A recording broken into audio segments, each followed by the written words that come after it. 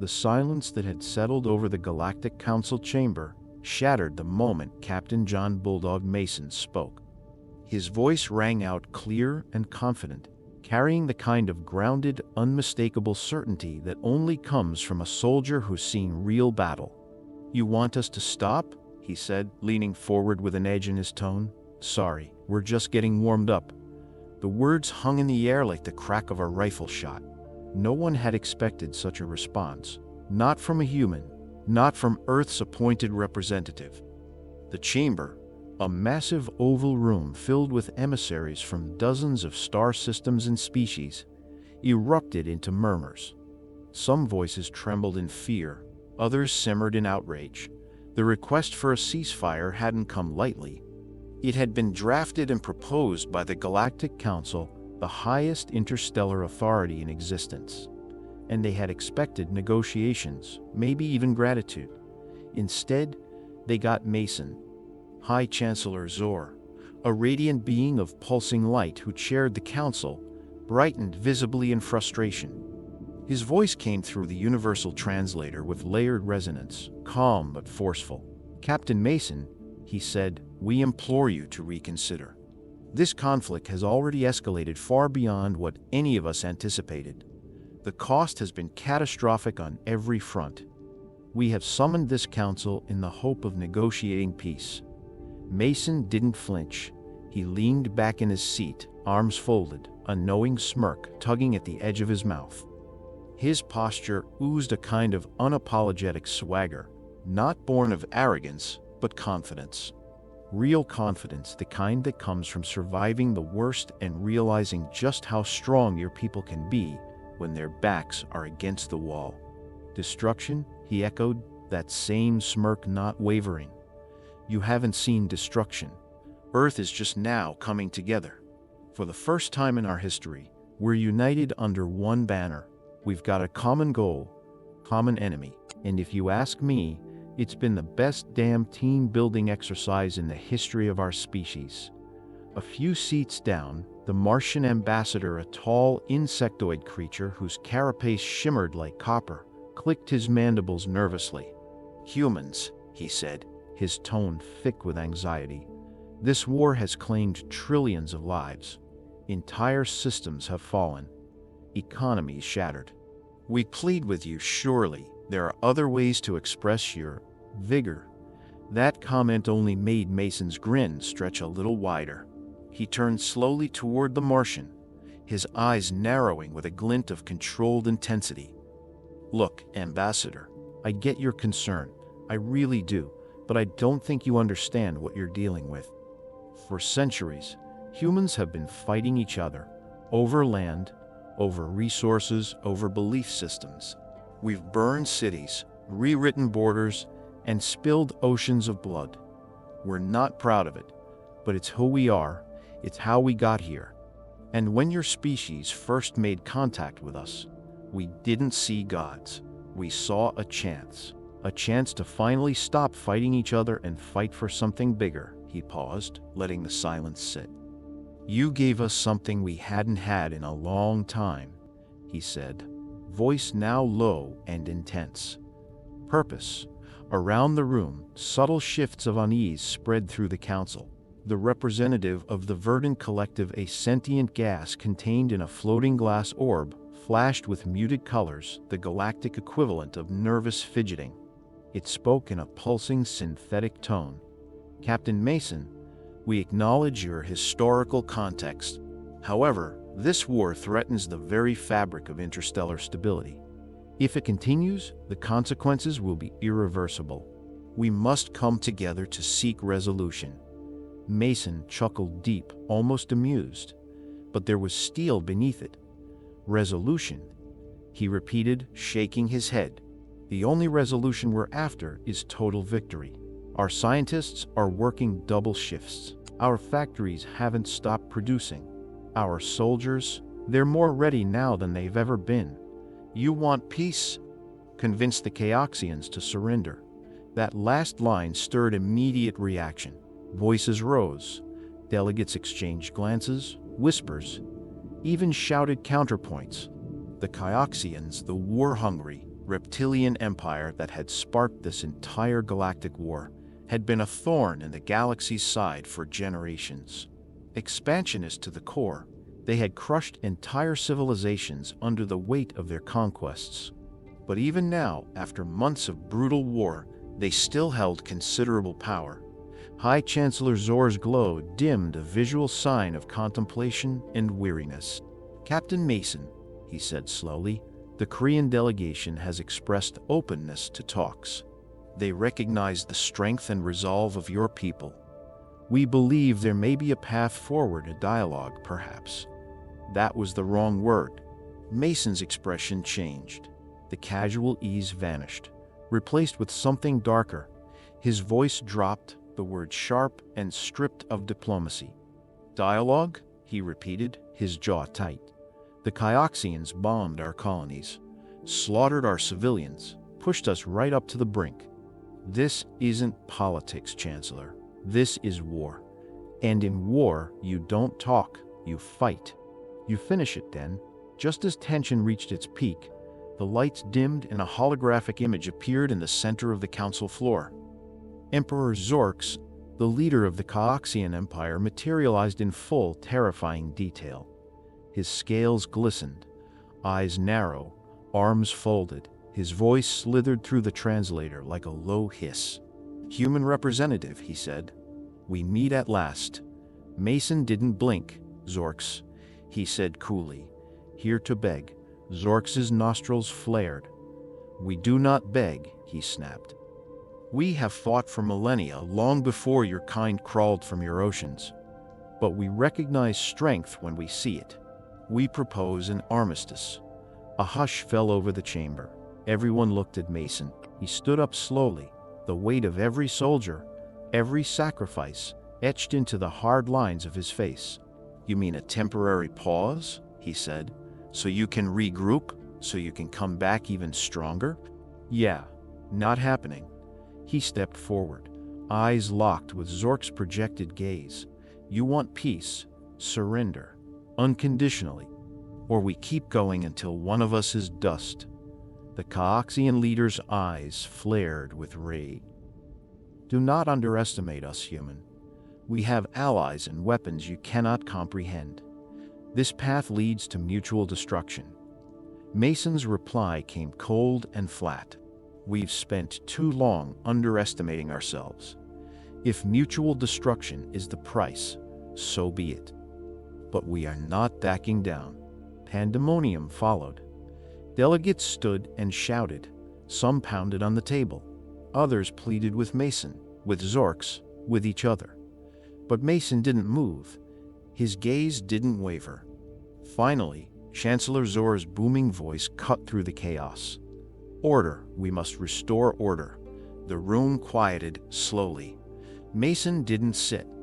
He stayed standing, every inch the unyielding embodiment of Earth's new posture, bold, defiant, and unapologetically determined.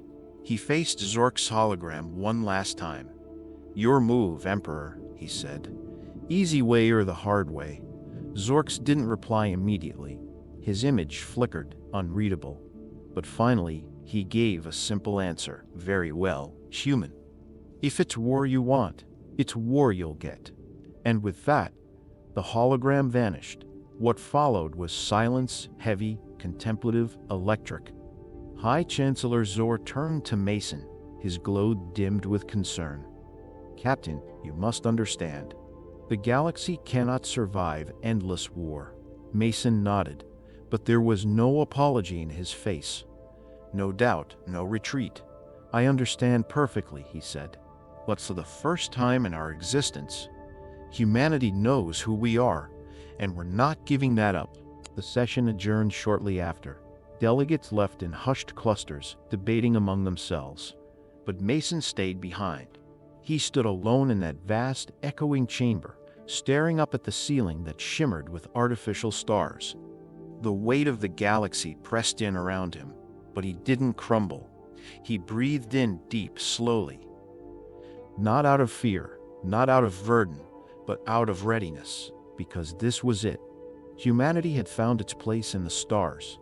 not as diplomats or passive members of a fragile alliance, but as warriors, as survivors, as a force forged in chaos, and now unleashed with purpose. And they weren't about to stop now, in the swirling chaos of galactic politics, where diplomacy was typically the first, second, and third course of action. Humanity stood as a glaring anomaly. Their representative, Captain John Bulldog Mason, wasn't a career politician or a smooth-talking negotiator. He was a soldier, battle-hardened, unfiltered, and unapologetically blunt. And when he looked around that vast council chamber, he didn't see a room full of allies. He saw delay, he saw hesitation, and above all, he saw weakness. It had taken months of bloodshed, broken treaties, and burning worlds to get here. The Galactic Council had been slow to act when the Kyoxian Empire began its campaign of expansion, ignoring early warning signs until the fighting reached their own systems. Humanity had joined the fray late, and only after Kyoxian ships destroyed 2 frontier colonies, killing thousands. But once Earth entered the war, everything changed. Now, in the center of the galaxy's most powerful governing chamber, Captain Mason made one thing crystal clear. Earth wasn't interested in talking anymore. When High Chancellor Zor tried to reframe the conversation, suggesting that the Korean delegation close allies to the Kyoxians were open to dialogue, Mason shut it down without hesitation. His face hardened, jaw locked with the kind of tension that only comes from watching innocent lives destroyed and having no one to answer for it. "They bombed our colonies," Mason said, voice low and seething. "They slaughtered civilians, children, elders, people who couldn't even pronounce the word Kyoxian. Now, after everything, you want a dialogue? No. What we want is justice. What we want is for them to feel what we felt. And we're not stopping until that happens." The room was deathly quiet. No one dared to interrupt him. Then, as if on cue, the lights dimmed and a holographic feed flickered to life at the center of the chamber. Emperor Zorx of the Kyoxian Empire appeared, his enormous reptilian frame towering within the projection. His obsidian scales shimmered beneath the artificial light, and his slitted eyes narrowed, sharp and calculating. "Human representative," he hissed. "We meet at last." Mason didn't move. He stood there with the poise of a soldier who had nothing left to prove. "Zorx," he said flatly. "You here to beg?" The chamber reacted, gasps, shocked murmurs, even a few sharp glances. No one talked to Zorx that way. No one had ever dared. Zorx bared his teeth in what might have been a smile or a warning. "We do not beg," he growled. "The Kyoxian Empire has stood for millennia. We have crushed empires older than your sun. But we recognize power when we see it. We propose an armistice." The word floated like poison. Armistice. A ceasefire. A pause. A tactical stall dressed up as diplomacy. Captain Mason let the word hang there for a moment before speaking. "Let me get this straight. You start the war. You attack us. You kill our people. Then, when we finally get the upper hand, you want to hit the pause button."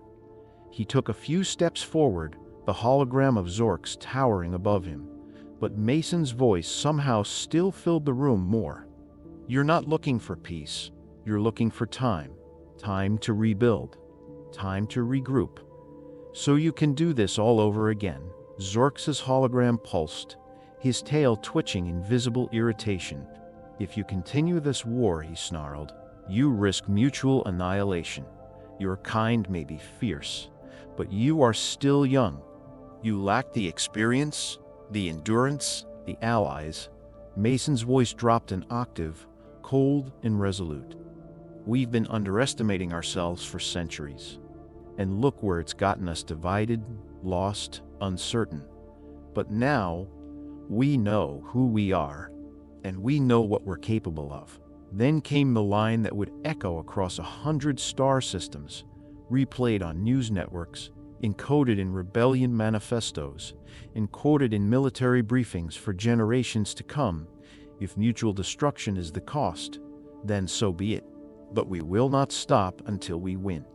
Until your empire, your arrogance is nothing more than a chapter in someone else's history book. There was no mistaking the shift in the chamber. Delegates who had scoffed at humanity weeks ago now sat in stunned silence. The verdant collective's orb pulsated slowly, uncertain. The Martian ambassador turned his eyes away, clicking his mandibles nervously. Zorx let out a guttural hiss. "Do not test us, human." Mason didn't flinch. "Already did. You lost." The image of Zorx vanished, leaving the chamber bathed in quiet tension. Then the voices started, delegates arguing. Some calling for reason, others calling for action. The chamber fell into discord as members of the council shouted over one another, trying to make sense of what just happened. High Chancellor Zor struggled to regain control. "Order!" The Chancellor's voice boomed. "We must have order." Slowly, the chamber quieted once more. Zor turned to Mason, his glow dimming into a somber hue. "Captain, you must understand. This conflict has already caused immense suffering. The galaxy cannot survive an endless war." Mason's gaze was calm but unshakable. "I understand, Chancellor, I do. But if we walk away now, what does that say? That the Coloxians can burn half the galaxy and walk away when things get tough? That they can murder civilians and then smile and shake hands when the tables turn?" He looked around the room, catching the eye of every ambassador who dared meet his gaze. "What we're doing isn't just for Earth. It's for every species they've threatened, every planet they've tried to conquer. We're drawing a line, right here, right now." And with that, the meeting was adjourned. No votes, no signatures, no agreements, just an understanding, a terrifying, undeniable truth. Humanity was not backing down. In the hours that followed, while the council chamber emptied and officials scrambled to interpret the fallout, Mason returned to his ship, the U.S. Resolute. Aboard the command ship of the human fleet, he was greeted with salutes and short, grim updates. But his mind was elsewhere. He walked alone into the observation deck, standing quietly as the stars stretched out before him, so close, yet so silent. They didn't care about politics or war. But he did, because behind those stars were colonies, families, children, dreams, and he wasn't about to let any of that fall to the Kyoxians again. Back on Earth, Mason's words echoed in headlines and broadcasts. Some called him reckless, others called him a hero. But on every continent, in every city and outpost, there was a new feeling, one that Earth hadn't felt in decades. Unity. The Kyoxians, in their arrogance, had done the unthinkable. They gave humanity a reason to come together. And now, Earth had a singular demand, made plain by its most fearless voice: total, unconditional surrender. Nothing less, not a ceasefire, not a compromise, not a negotiation over terms. Just one simple truth, made clear in the wake of every ruined colony and every broken promise: they would not stop, not until the Kyoxian Empire was brought to its knees. And so, the next phase of the war began not with whispered secrets or classified communiques, but with the thundering clarity of a species that had found its resolve. For the first time in its interstellar history, the galaxy learned what happens when humanity is given a cause greater than itself and an enemy foolish enough to test its limits. They wanted war, they got it, and now, Earth would see it through to the end. The U.S. Resolute sat at the edge of a massive asteroid field, like a sleeping beast, silent but pulsing with raw power. From the outside, she was just another warship, formidable, yes, but one among many in the growing human fleet. Inside, however, she was the nerve center of an operation that would shift the balance of the entire galactic war. Captain John Bulldog Mason stood at the center of the war room, arms crossed, surrounded by a storm of holograms, tactical readouts, and coordinated voices barking real-time updates. The atmosphere was intense but focused. Officers moved with purpose, technicians fine-tuned last-minute logistics, and analysts pored over enemy fleet patterns. The air crackled with anticipation. It had been 3 days since the council meeting, 3 days since Mason told the galaxy that Earth wasn't interested in armistices or diplomacy. The response was swift. The Kyoxians had gone quiet. Their usual threats stopped. Mason didn't mistake the silence for weakness. He knew what was coming: retaliation, regrouping, a buildup of force. So he made the first move. The plan was straightforward. Strike the Kyoxians where it would matter most, their key shipyards hidden deep within the Eve Nebula. It was a daring move, bordering on reckless. The Evos sector was infamous for its volatile environment. Swirling electromagnetic clouds, harsh solar storms, and gravity patterns that shifted unpredictably. Navigating it was a challenge even without opposition. But Mason saw it differently. He saw a veil. He saw a tactical edge. Standing beside him was Admiral Thomas Wright, inputting data into a floating console. With silver-streaked hair and a face marked by experience, Wright was one of the few people Mason fully relied on. "Our scouts confirmed the main shipyards are still active," Wright reported. "They're well guarded, but stretched thin. If we act fast, they won't have time to react." Mason's eyes stayed locked on the rotating 3D display of the enemy structure. "We go in, take out their production systems, and stall their ability to recover." General Marcus Hayes stepped forward, a solid figure with unmatched resolve, leader of the boarding units. "My team's prepped," he said. "We've drilled this maneuver over and over. Once we're on the station, we'll dismantle everything." Mason glanced between the two men. "This isn't just about sending a message.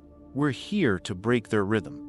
They've been on the offensive for months. It's time we shift the tide."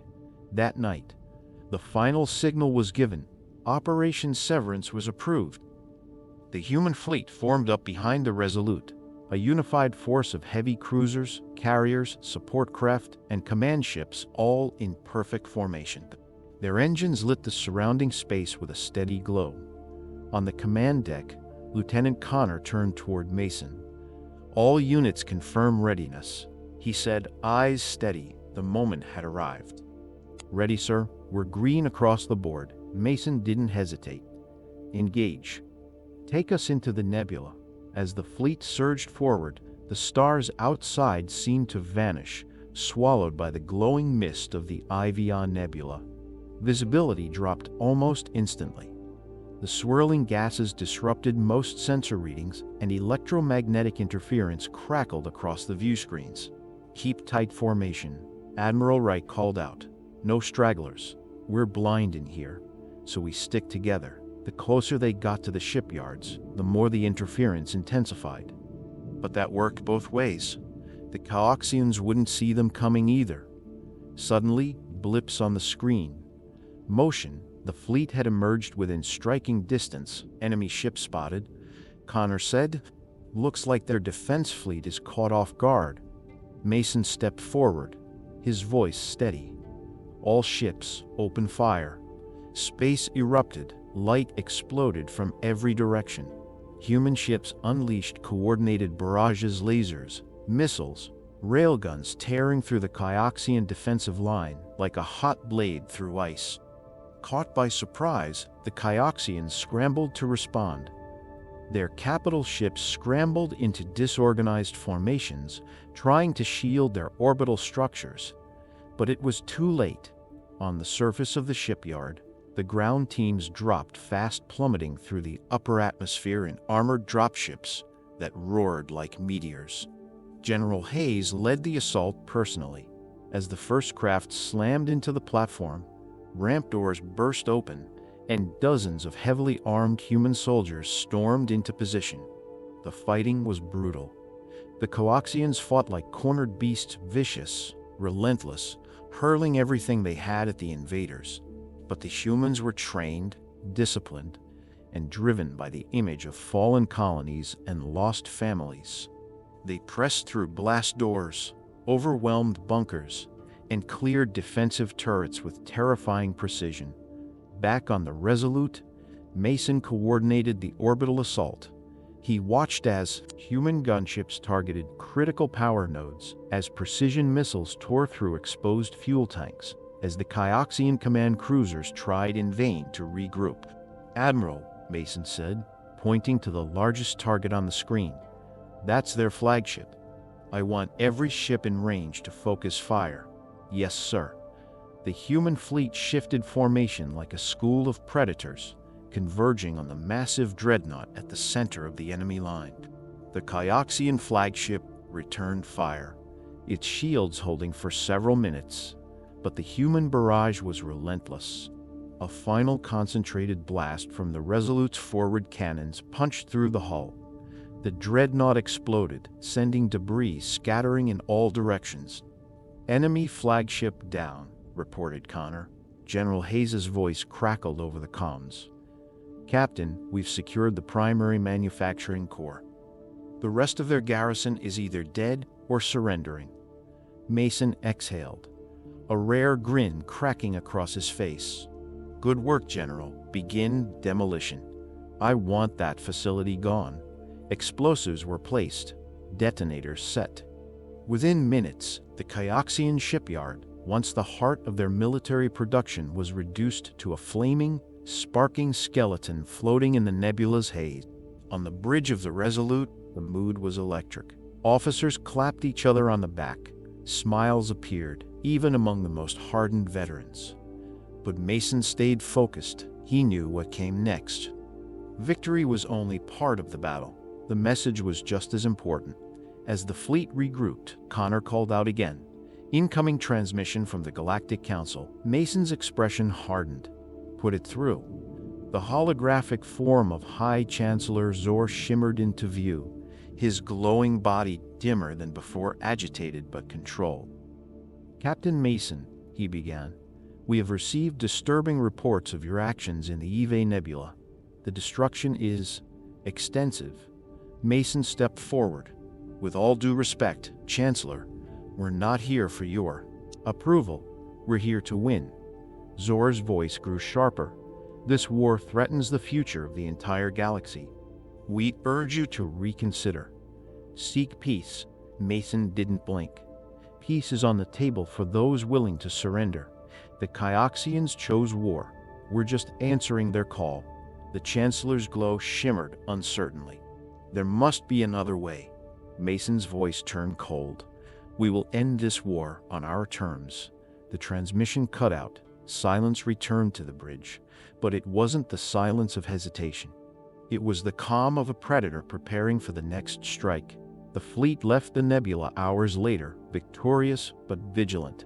As they passed through the shifting clouds, the wreckage of the Kyoxian fleet floated behind them, a silent testament to what Earth was now capable of. For Captain Mason, this was never just about revenge. It was about momentum, about showing the galaxy that humanity had come of age.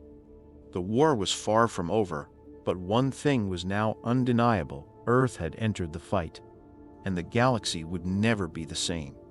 The glow of recent victory still clung to the steel corridors of the U.S. Resolute, but Captain John Mason knew it wouldn't last long. Victory in the Yvonne Nebula had been decisive, crippling the Kyoxian shipyard infrastructure and dealing a brutal blow to their war machine. But Mason had been in war long enough to know that one win never ends a fight. It only shifts the battlefield. Back on the bridge, the hum of the command center echoed with a new sense of urgency. Screens lit up with fresh intelligence, intercepts, long-range scans, movement in deep space. Something big was coming. Lieutenant Connor, the communications officer, turned toward Mason with a frown etched across his youthful face. "Captain, incoming priority transmission from Admiral Wright. He says it's urgent." "Put him through," Mason said, straightening. Admiral Wright's face flickered onto the screen, grim and unflinching. "Captain," Wright began without preamble, "our scouts just confirmed it. The Kyoxian fleet is massing near the Draken Belt. It's not a skirmish line. This is a full push. Mason didn't react outwardly, but his mind began spinning. How many? 3 times our numbers, maybe more. Carriers, dreadnoughts, cruisers, everything they've got left. They're not holding back this time. There it was. The Kyoxian counterstrike. A do-or-die offensive, one last bid to crush Earth's momentum before it spread further. Mason didn't panic. He didn't show fear. He did what he always did. Started calculating. We can't meet them head-on, he said after a beat. We'll be outgunned and surrounded before we get close. Wright nodded. Exactly. But I've got an idea. Our analysts spotted multiple gravitational anomalies and asteroid clusters inside the Draken Belt. Some of them are naturally forming choke points. At that moment, General Marcus Hayes entered the room, his combat uniform dusty from inspection drills, eyes alert and burning with intensity. "You thinking what I'm thinking?" he asked Mason. Mason gave a slow nod. "We don't fight them where they're strongest, we lead them into a trap." The Draken Belt was infamous across the galaxy. A jagged trail of asteroids, ice fields, magnetic eddies, and gas pockets stretching across nearly half a sector. Most fleets avoided it altogether. One misstep, one navigational error, and a ship could be shredded or lost forever. But Mason saw something else. Cover, chaos, opportunity. He turned to his officers, his tone shifting from contemplative to commanding. "We'll use the terrain. Lay low inside the belt, mask our positions. We funnel them through the tightest corridors, force them to break formation. Once they're split up and disoriented, we hit them from all sides." General Hayes grinned. "Ambush warfare. I like it." Admiral Wright added, "We'll need perfect coordination. If our ships drift off course, we'll get torn apart along with them. We'll run flight drills non-stop until every pilot can navigate those rocks in their sleep," Mason said. "Start prepping the fleet. We've got one shot to make this work." Over the next 48 hours, the Resolute became the nucleus of a grand strategy. Human engineers pored over star charts, plotting every route through the asteroid field. Fighter squadrons practiced complex maneuvers between debris fields. Stealth drones scouted potential ambush points. The Kyoxians, meanwhile, advanced steadily, convinced that their numerical superiority would crush whatever resistance Earth could muster. They broadcast warnings across contested sectors. Propaganda, threats. Mason didn't respond. Instead, he quietly moved the fleet into position. Human warships crept into the shadows of the Draken Belt, their hulls masked by interference fields and the dense electromagnetic fog of the region. Mines were planted near critical junctions. Firing lines were mapped. Every detail was rehearsed down to the second. When the Kyoxian fleet entered the belt, they expected scattered resistance, maybe a few desperate skirmishers trying to stall their march. What they got was something else entirely. As the lead Kyoxian cruisers pushed into the outer rim of the belt, their sensors began to fail. Static, noise, flickering anomalies. The field's natural interference scrambled their positioning systems, forcing them into tighter formations. Larger ships had to reduce speed, unable to maneuver freely without smashing into drifting rock. That's when the humans struck. "Execute Phase 1, Mason said calmly from the bridge. Dozens of human ships emerged from the mist, opening fire with pinpoint precision. Plasma bolts and kinetic slugs tore into it. Under relentless pressure, the stars outside lit up with flashes of conflict. Then came a message, Zorks.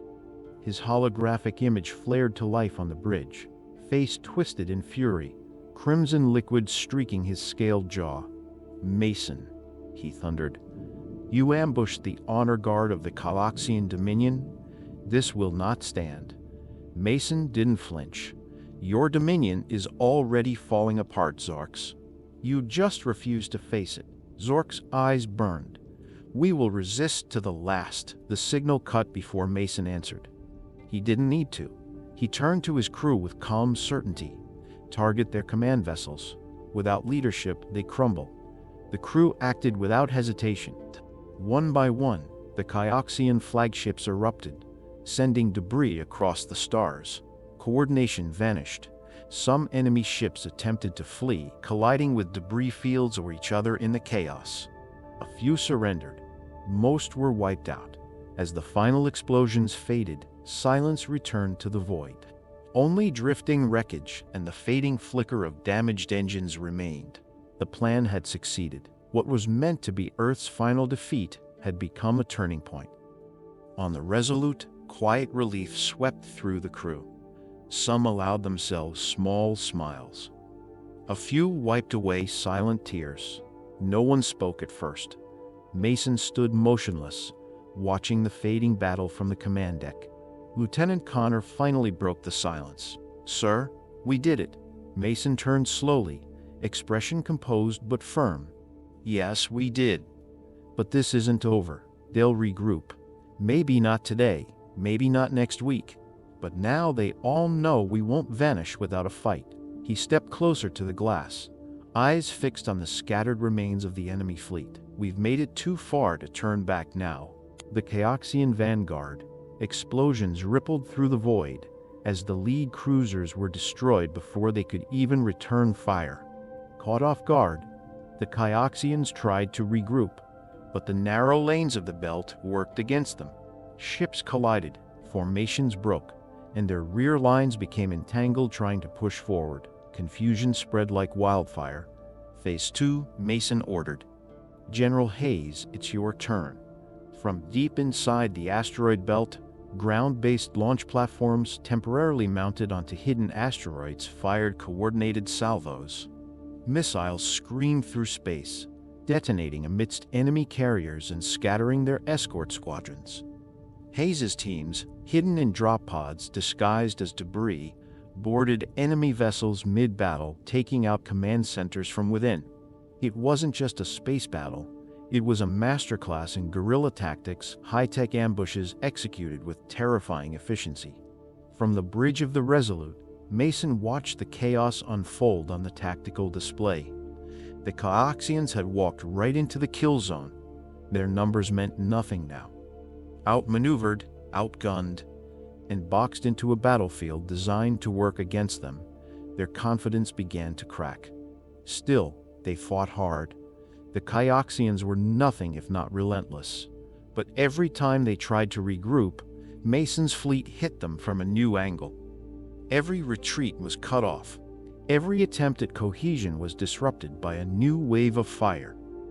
Admiral Wright's cruisers moved into flanking positions, herding the Kyoxians deeper into the field. Then came the final move. Phase 3, Mason said, his voice low but electric. "Spring the trap." Buried explosives detonated at 3 major choke points, severing the path of retreat. Several Kyoxian cruisers slammed into floating debris as they tried to turn, but it was too late. Human destroyers and corvettes poured in, locking down the perimeter. The remaining Kyoxian fleet, once so confident in their size, was now trapped, surrounded, and metal ghosts through the field of debris. Fire still crackled across the wreckage of enemy dreadnoughts, and broken hulls sparked intermittently, swallowed by the darkness of deep space. The U.S. Resolute hovered at the center of it all, scarred but unbroken, its hull marked by glancing blows and blackened streaks, its engines humming with quiet readiness. Inside, the mood was cautious. Victory had come decisive, brutal, and absolute, but everyone on board knew it wasn't the end. Not yet. Captain John Mason stood alone at the front viewport, hands clasped behind his back, watching the stars in silence. Behind him, the bridge was alive with motion officers compiling after-action reports, engineers monitoring reactor levels, medics escorting the wounded from the lower decks. And yet, even in all that movement, Mason's stillness commanded the room. He didn't need to speak. His presence said enough. Lieutenant Connor, looking more seasoned with each day of battle, stepped up to Mason's side. "Captain," he said carefully, We've got a priority incoming transmission from the Galactic Council. Mason didn't turn right away. He kept his eyes on the void ahead, on the ghostly remnants of the Kyoxian fleet that had once threatened to wipe Earth off the map. Then he gave a nod. Put it through. The holographic emitter activated instantly, and the shimmering form of High Chancellor Zor appeared in the center of the bridge.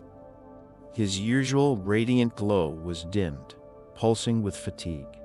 Behind him, the council chamber flickered faintly, rows of alien representatives watching in silence. Captain Mason, Zor began, his voice calm but clearly strained. The council has witnessed your most recent engagement in the Draken Belt.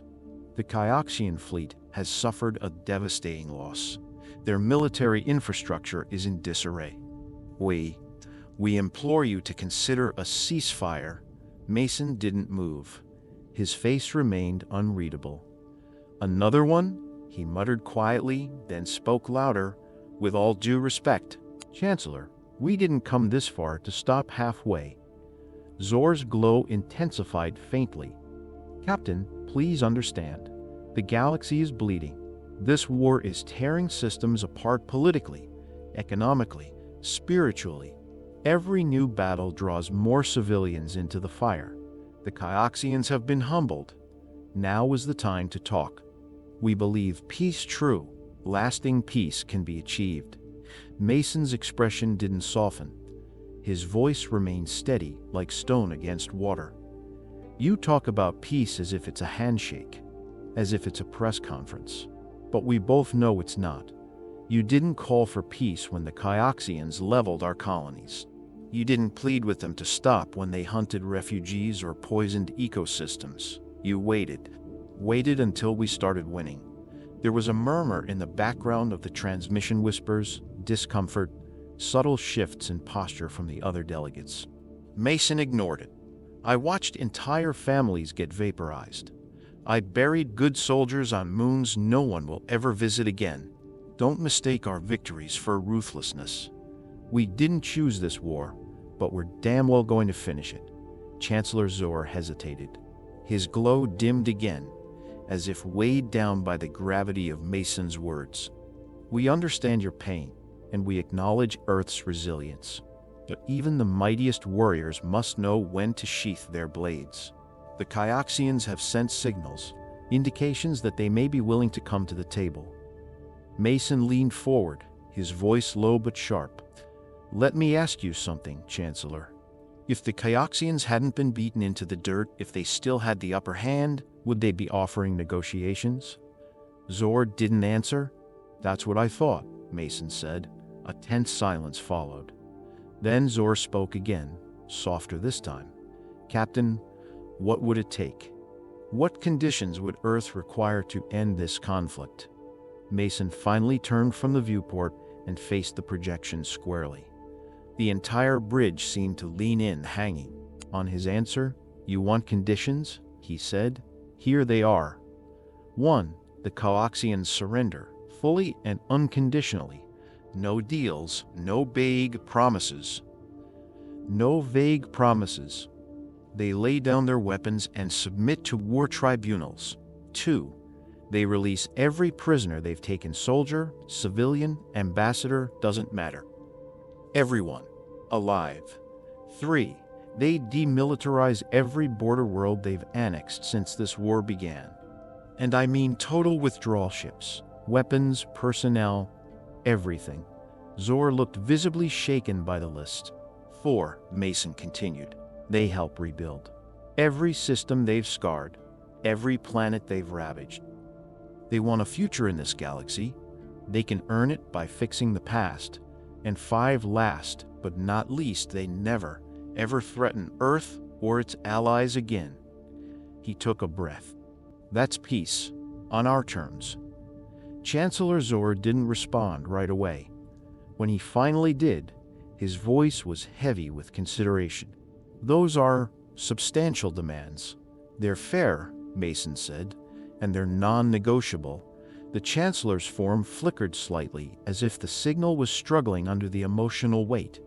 I will relay your terms to the Council. and to what remains of the Calaxian leadership. Mason gave a curt nod. You do that. Then, just before the transmission ended, Zor added something unexpected. Captain Mason, I hope you know that your people have become something remarkable. Not just feared, admired. We see it now. Mason's voice softened, but only slightly. We're not looking for admiration, just a future. The hologram vanished. Connor let out a breath he didn't know he'd been holding. Sir, do you really think they'll go for it? Mason stared out at the stars again. Doesn't matter, he said. It's not a request. It's a line in the sand. Either they cross it and end this, or we finish what we started. Around him, the bridge returned to motion. Tactical officers resumed their rotations. Engineers prepped for jump calculations. The Resolute would move soon either to pursue negotiations or to make another strike. In the quiet that followed, Mason stepped back toward his seat and sat down slowly, his face hard with determination. He'd led his people into fire, and now he'd see them out, whether by treaty or by triumph.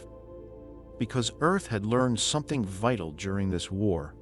Peace wasn't something you begged for. It was something you earned. And if that peace came at the edge of a blade, then so be it.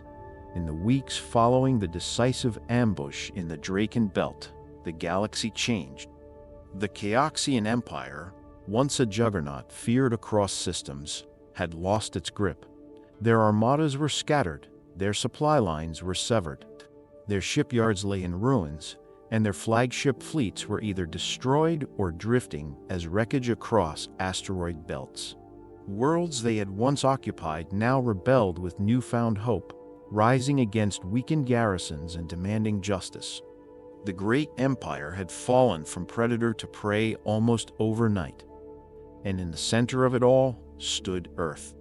The U.S. Resolute, humanity's flagship, and the beating heart of its war effort, had become a symbol of resistance and retribution. It was no longer just a warship. It was a statement, one forged in steel and blood, across stars littered with debris and names etched into memorial walls. Captain John Mason stood once again on the bridge, staring out at the galaxy he and his people had reshaped. He wasn't smiling. He hadn't smiled in weeks. Behind him, the bridge crew worked quietly.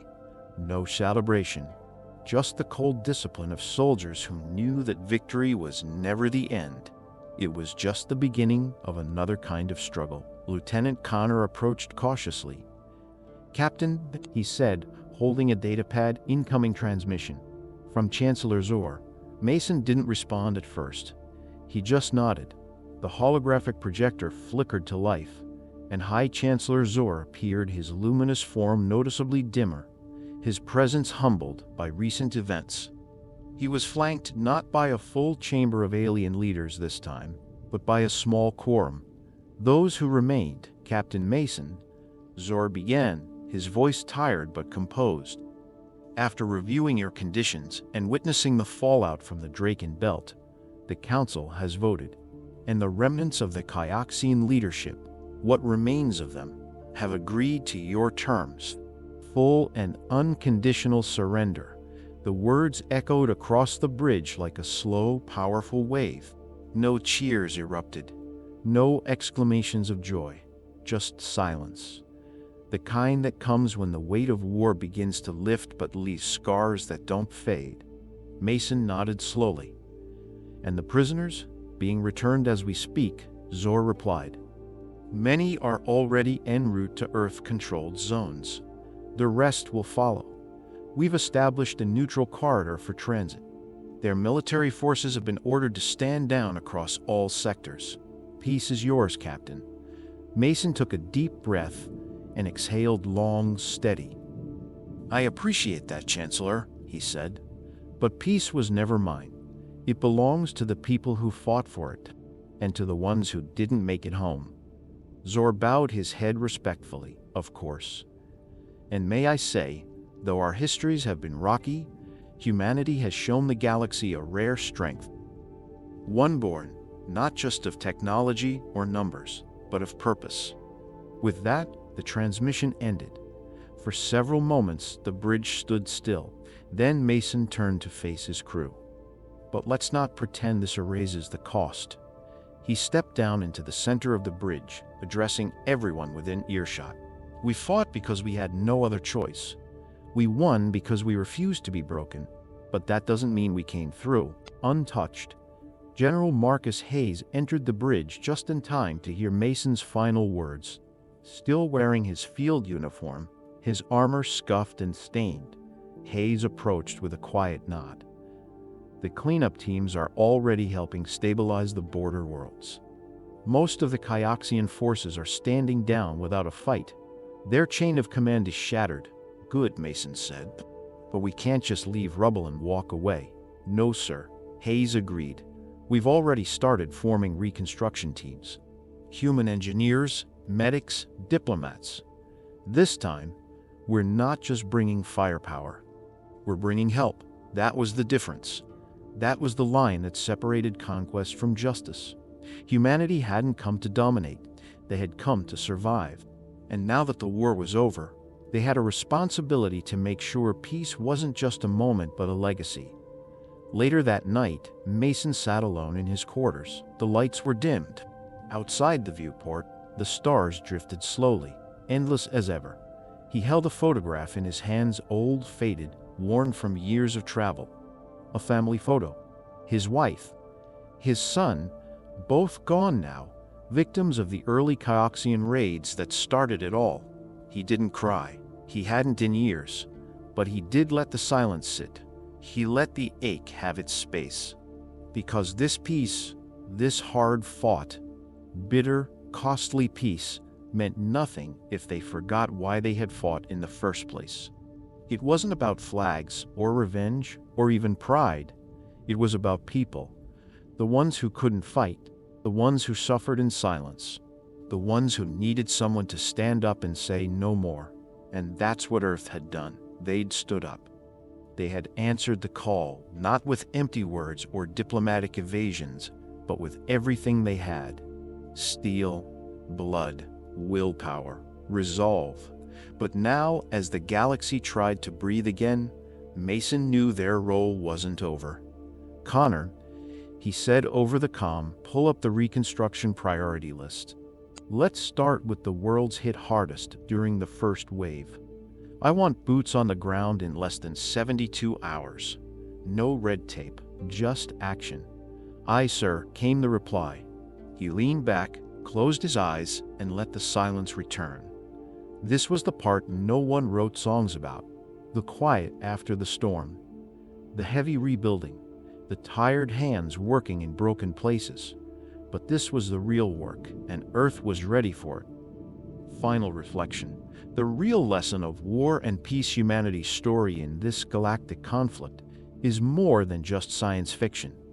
Beneath the stars and the steel, it's a reflection of something painfully real. That purpose often arises from crisis, and that unity is most often forged in the fires of shared suffering. The war against the Kyoxian Empire wasn't just a war for survival. It was a crucible that revealed what humanity was capable of, not just in destruction, but in determination, in discipline, and in vision. Earth didn't set out to conquer. It set out to stand up when no one else would. In a way, it mirrors real history. From global conflicts on Earth to civil rights movements, time and again, we've seen that peace is never given, it's earned. Earned through sacrifice, through courage, through standing firm when it would be easier to walk away. Mason and his crew didn't fight because they loved war. They fought because they loved what came after it more.